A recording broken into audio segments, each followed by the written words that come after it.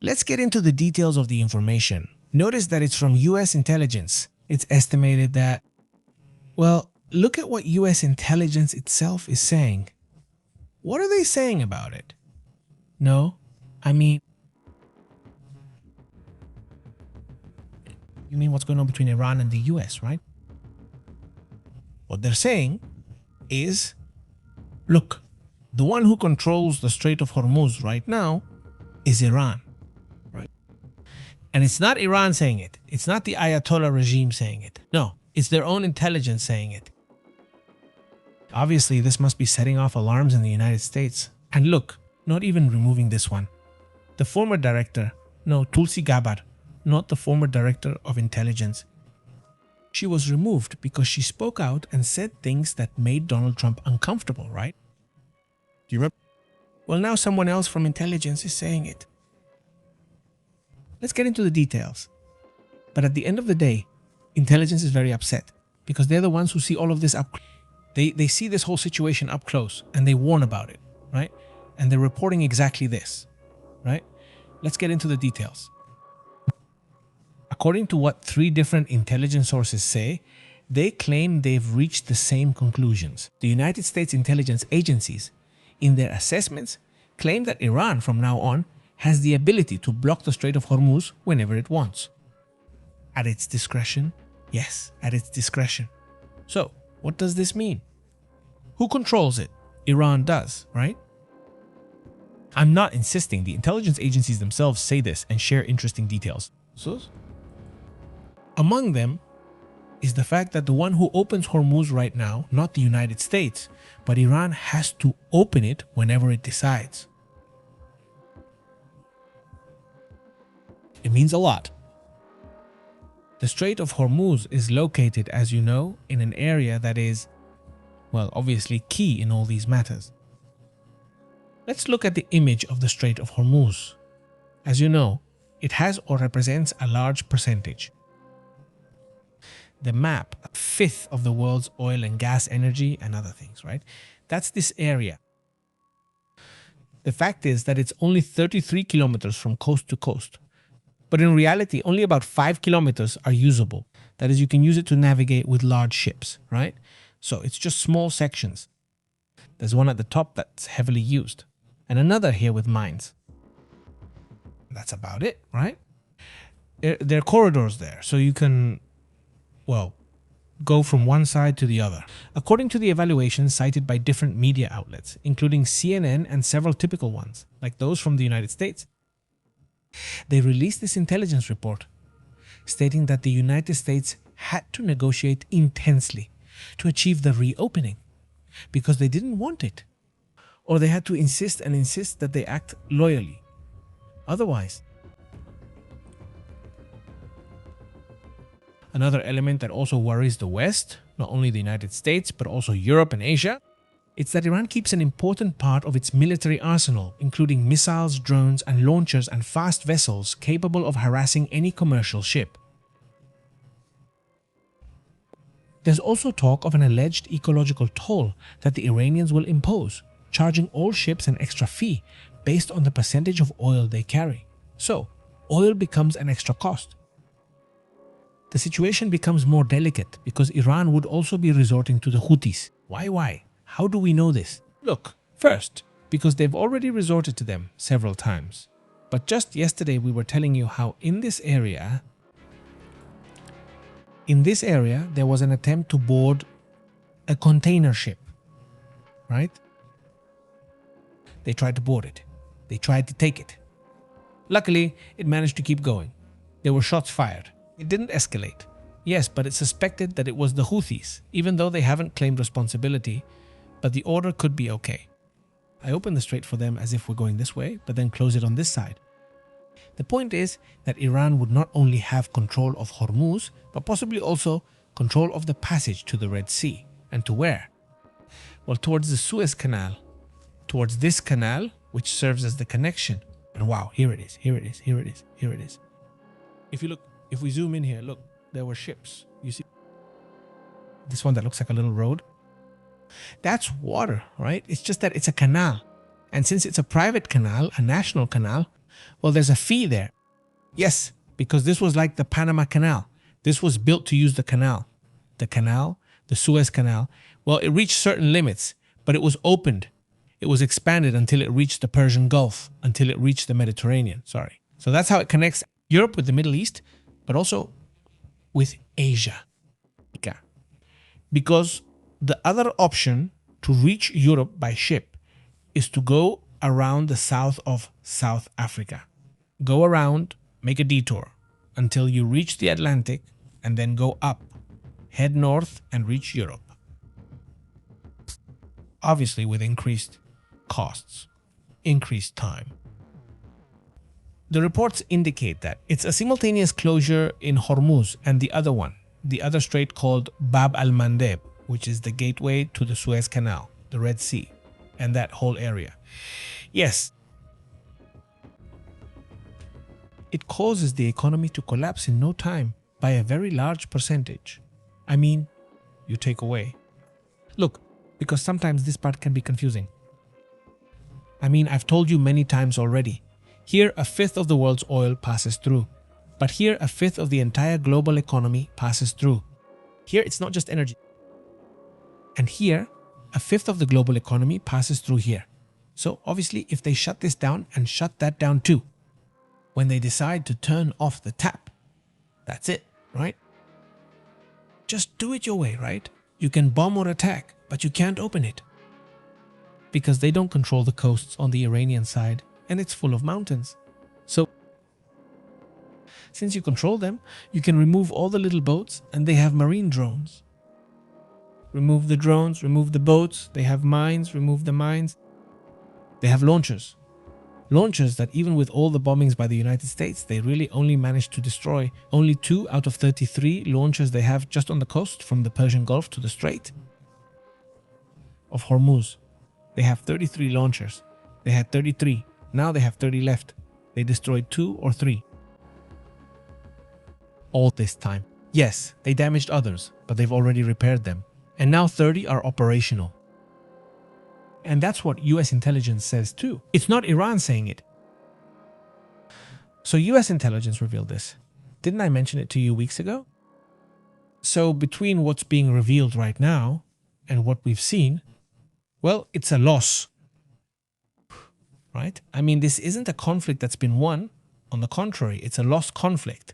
And on top of that, an enemy is positioning itself. At least for the United States and for Israel, they're positioning an enemy that they didn't have before or that didn't seem to have so much strength. And now, well, they've shown that yes, they do have strength, at least up to a certain regional level.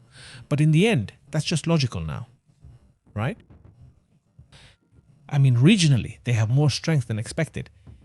And now they have more motivation to become even stronger in the future because they're going to say, see, we've told you they weren't going to attack us. They already attacked us in June of last year. And now in February and March, well, they attacked again too. So with that justification, they're going to internally sell the idea that they have to prepare for something more, right? That's why now more than ever, if they want more nuclear weapons, they'll want to make them.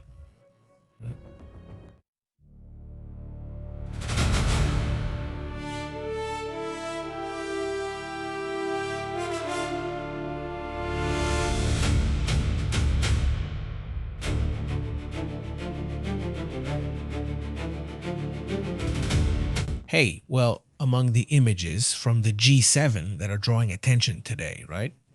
With this image, by the way, the G7 photo also draws attention. Well, because here I think everyone was already there. It seems to me maybe even a few extras, right? Well, because in this image, there are already other people, right? But the point is that at the G7, there were several extra guests, let's say. Right? Several extra guests who were going around to visit or meet with the countries, with the 7 countries or the 7 strongest economies. We're talking about the fact that Zelensky was also there, right? That's why we saw this photograph, where Volodymyr Zelensky is next to Keir Starmer, the Prime Minister of the United Kingdom. Look at what they just announced in the middle of all this wartime situation. The United Kingdom is going to be supplying enriched uranium to Ukraine to keep the nuclear power plants running. It's uranium that's enriched to about 10%, a little more, a little less, so that the nuclear plants can keep running. It's important to remember that the main global source of enriched uranium for nuclear plants is actually sold by the Russians themselves. Even the enriched uranium used by the United States, they buy it from the Russians. So the United States is already thinking about increasing its production. They do produce, but very little, and they're going to increase their production so they don't have to depend on Russia when it comes to nuclear matters. But right now they depend on that. And now, well, the United Kingdom, which also produces, will be offering this to Ukraine. The United Kingdom will be the one supplying the enriched uranium. This is what is being signed today between Zelensky and Keir Starmer. A measure that is part of additional support aimed at strengthening Ukraine's energy security and increasing pressure on Moscow. In other words, the idea is for Ukraine to remain stable in terms of energy, at least as much as possible during a war. Also, in that part of the world, in Poland, he is a critical cartoonist.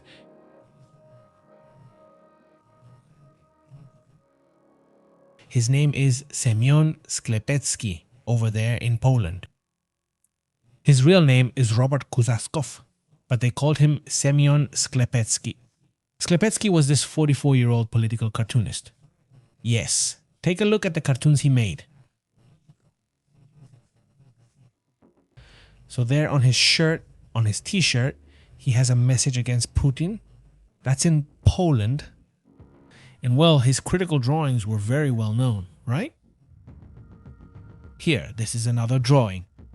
No, his drawings were unique. No, that was very much his style. For example, here we see Joseph Stalin making a comparison between Putin and Stalin. No, but that's how he would do it. He was always making posts comparing Putin. For example, in this image, he compares Putin to Stalin, but also to Hitler. Yes. And below, there's one of those machines that grind meat. But it has Russian soldiers basically being turned into meat? No. So it's a strong critic. The drawings are also strong with that very particular style. Unfortunately, today it was announced that he had been shot and his life was taken. So Maropa, they went, attacked him and shot him. And well, clearly it was an attack against him. It wasn't a mistake or anything like that. According to reports, he had been living in exile in Poland since 2021. He lived there simply because in Russia, they could put him in jail. The Polish police are working on the hypothesis of an execution ordered by Russian intelligence. That's what they believe happened, that Russian intelligence would have ordered his killing, according to the spokesperson for the district prosecutor's office in that same city. Mersin Kosak reported that one is already in place. Investigation in progress, a formal investigation to determine who was the one who eliminated him. There are already 2 people in custody. I understand that they are Belarusians. Yes, I understand that there are 2 people in custody, and they would be the ones hired, apparently by a Russian agency. So basically, they hired hitmen from Belarus. They were arrested, they were in a taxi. The driver supposedly pointed the gun and they forced him to take them to Viala Bodasta, where they had located the victim. According to the reports, they waited outside the door of the building where he lived, and when the artist fell to the ground after the first shots, one of the attackers came closer and shot him again from even closer range to make sure he was dead. Right? The police are closing roads. The city increased security in schools and kindergartens. I mean, come on. Security was increased in all areas because of this attack. Still, critical of a political cartoonist.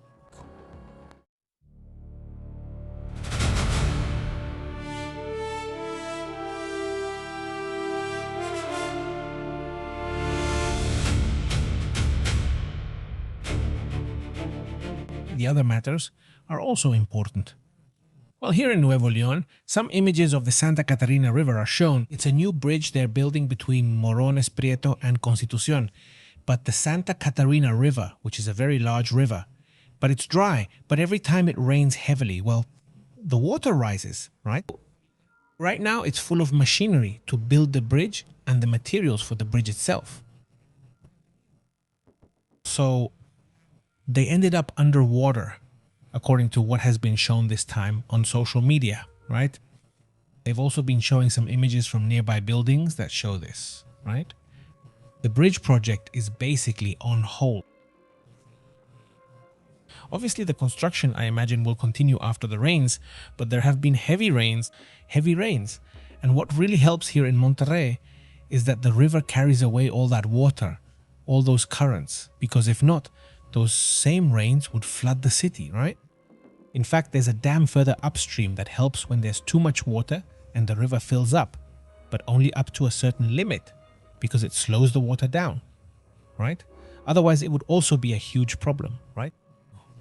Every so often, the city used to flood, precisely because there was no dam.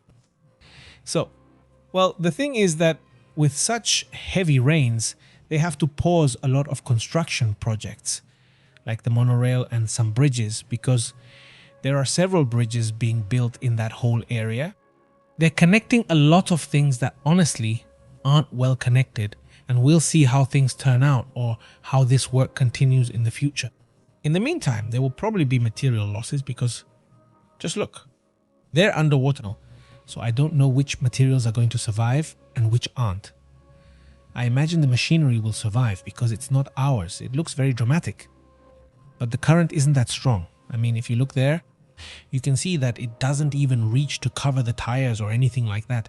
They're also very large machines, right? Look, down here in this part of the photo, you can see in this area, it looks like a truck. And well, how big does the machinery have to be for the little truck to look that small? These are very large machines that are there right now in that area, right? Well, let's see what happens. In the meantime, let's move on to other important matters.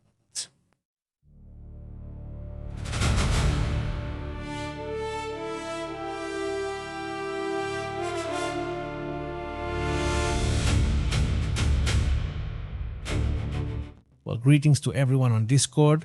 Great greetings from Mete Eliseo. How are you? Blanca Barceló, greetings. How have you been? Sol Garcia. All right. Just remember that here you can send us an audio, you can send us a text, you can send us an image if you want. It says, how have I been? Very good, it says. I noticed it too. I saw the inside on TV, and I did notice it was from getting hit by a ball. What's going on, Pepe? What happened to you? No, they hadn't seen it, right? They haven't been in some of the lives. Hey, we've talked a lot about me already. The eye, the black eye, the bruise that I have. There it is, look. This is from a racket hit, a self-inflicted racket hit. This happened on Friday. I go there some afternoons. It's been almost a year now, in August. I'll have been playing tennis for a year and I've really enjoyed it. I had never taken lessons or anything before, and now, well, I'm in a group. Well, I've already moved from beginner to intermediate. I'm getting there. We're going to start entering tournaments soon. So, well, I'm hitting a little harder now, right?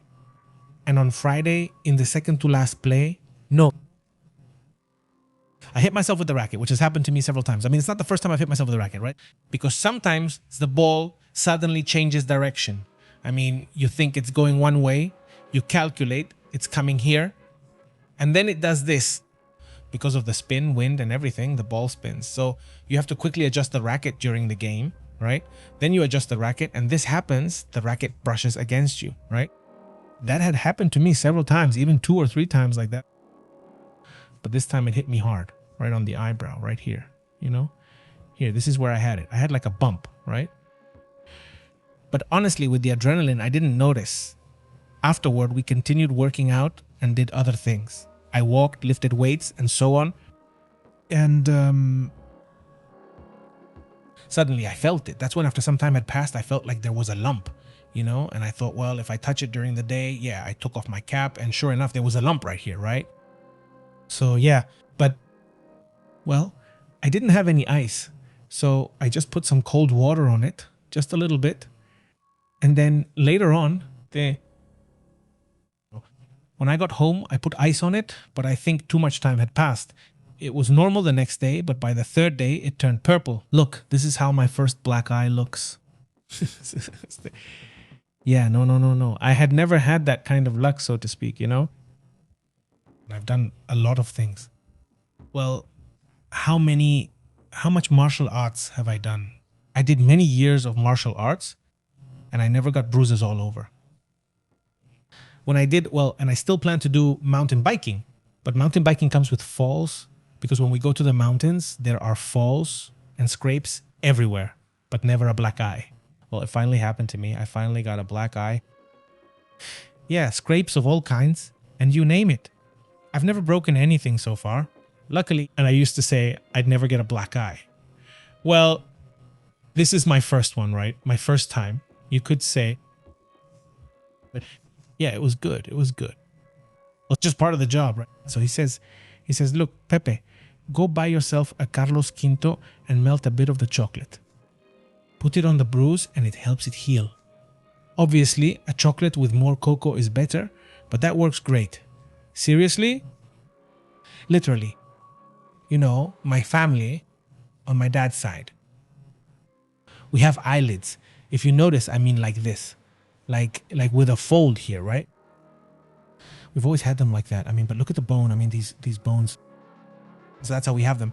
That's why our eyes look small, right? I already have small eyes, and well, that's just how it is. That's how my side of the family is. So it covers a little. If you're like this, it covers. But if you do this, well, it looks like this. Like I'm wearing eye makeup, right? So it's not like that. Well, I don't think it's that noticeable, but people here are less observant, right? And yeah, of course, on screen you can see it, and on the phone too, right? But look, I think like this, you can't really tell because it's not swollen or anything. I do have it, right? But when I close my eye, you can see it. Even if it's just for a second, right? Yeah, you can see it. Well, all right, let's move on. I thought you already knew everything since we've discussed it before, but I hadn't said it all at once. How exactly everything was all red. But it says that what's in chocolate makes the bruise go away faster. Oh, I'll give it a try since there's nothing to lose. I'll put one piece on it and eat the other. He says so, but, well, I hadn't heard that. Empty, I hadn't heard it. And honestly, I haven't looked into it or anything because there's always some trick. There's always something more than just ice, right? But no, well, no. The thing with the ice wasn't done in time, honestly. I mean, I would have to bring it in any case. Well, a cooler, right? I mean, kind of. But what can I say? It's only happened to me once in a whole year. So it's not like I should be carrying a cooler with ice every day. Well, no. I honestly don't think I'm going to do that. But maybe something colder, because what we usually bring isn't cold on the outside since they're thermoses. It's only cold on the inside. He says it's from a Snickers. Yeah, a little Snickers is better. This one, or, well, it's a... Here, one of those gives you cocoa, right? I don't know if you've tried them. They're really good. She says, I hope you get better soon. Thank you very much. She says, Leticia, no, I don't have any problem, right? Well, it's just that bruise, but I don't see it as a problem. No. I mean, but thank you. It says, what's in the chocolate? Okay, well, I'm going to try it. I'm going to try it to see if it works. Well, let's move on to others. Let's move to the next live broadcast since we have several pending reports.